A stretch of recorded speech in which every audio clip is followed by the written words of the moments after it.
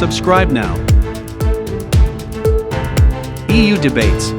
Dear Mr. High Representative, dear Mr. Commissar, dear ladies and gentlemen, I'm happy to be here in person, happy to have these personal meetings with our European partners, and happy to have this fruitful meeting of the 8th Association Council.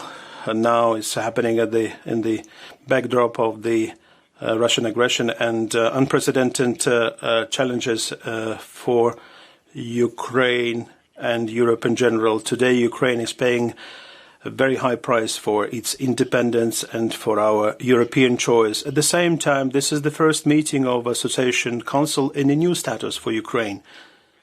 Ukraine is grateful to the EU for its historic decision to give our country candidate status. Thank you very much for that. This decision has become a real demonstration of solidarity with Ukraine and a symbol of recognizing that Ukraine belongs to the European family. As you mentioned today, Mr. Josep, indeed, irrespective of the war, we're meeting here. We're discussing European integration. We're holding this Association Council agreement, and it's our conscious choice to be part of Europe. The Ukrainian people have demonstrated the unity for the sake of a European future, and the Ukrainian authority will do everything in order for our path to Europe would be as quick as possible and wouldn't take dozens of years. We've discussed the algorithm of our actions in moving to negotiation process for us to join the EU. We believe that this process will give us understanding on the time frame of this transition to negotiation process and membership of Ukraine into the EU. I would like to thank the European partners for the complex sanction, humanitarian, military support in this decisive time for Ukraine. We are very grateful for quick decisions that were taken and for this very important assistance. Ukraine is fighting and will continue to fight until victory. Unfortunately, we see no signs of Russia willing to stop the war. And this is why we need more modern weapons, such as air defense, missile defense, anti-ship defense. We need armored hardware, aircraft, BPLA, etc., etc. And we are grateful to the European Peace Facility. We are grateful for the assistance that has been given to our armed forces. The stepping up of the military capacity and sanctions pressure against Russia are two key approaches to success. We are thankful for the most recent package of sanctions, and we call upon our partners to do a number of things, including introduce a full embargo on the energy carriers from Russia and to switch off Russian banks and Belarusian banks from the SWIFT system. We would like to discuss these questions, including crimes committed by the Russian citizens in Ukraine, at the next meeting.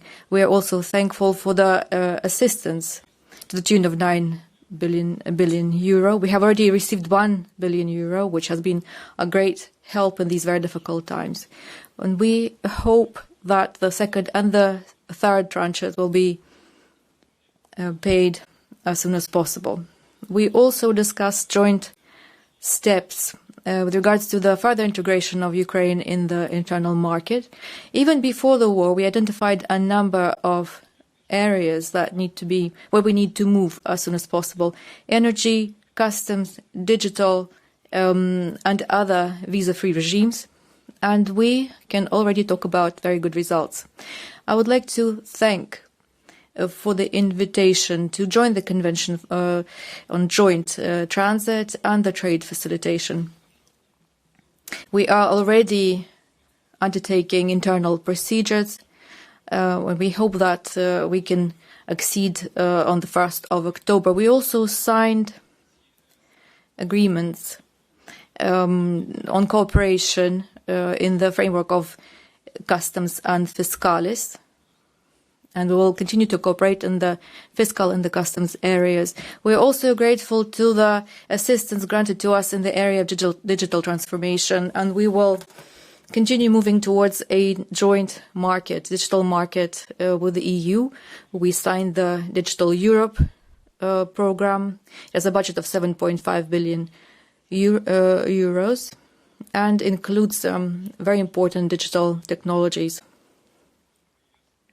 We're also joining the roaming space in the EU, and I'm grateful to the European mobile operators for quick actions to reduce or cut connection tariffs for Ukrainians in these times.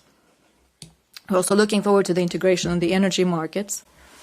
We can already feel the benefits of the energy visa-free regime.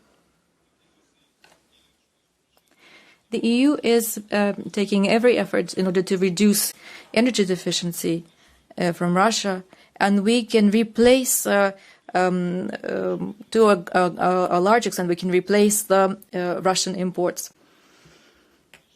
30 billion cubic meters is what we have in our gas stores, and we can offer some of it to our European partners in order to replace the Russian Federation in this unstable market. A very good progress we have in the area of trade. Our manufacturers can increase export to the European Union. This will strengthen our economy and facilitate our integration in the internal market. And the economic visa-free regime will be the first step to full permanent liberalization of trade between the EU and Ukraine. Amongst our strategic priorities is the ACA agreement and the resumption of the mission. We hope that the mission will be resumed as soon as possible. We also have joined the road transport visa-free regime, the road freight transport visa-free regime, and we are grateful for the solidarity on the part of the EU, which facilitates problem-free import of various goods. Also, we are thankful for the updated TNT roadmaps.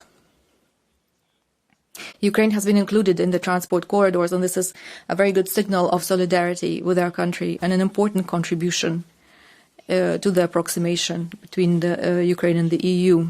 Also, we'd like to suggest that Ukrainian parts of the Danube River are included in the roadmaps, that this would be very important in today's situation. I would also like to once again thank you sincerely for this very fruitful dialogue in the circle of friends and partners. We're preparing for the next 25th summit, EU-Ukraine summit. We're grateful for the positive assessment of our progress. We're thankful for the steadfast support for our nation in the face of Russian aggression. Our European path is irreversible. Our future is in the EU, and the future of the EU is with Ukraine. Thank you very much, colleagues.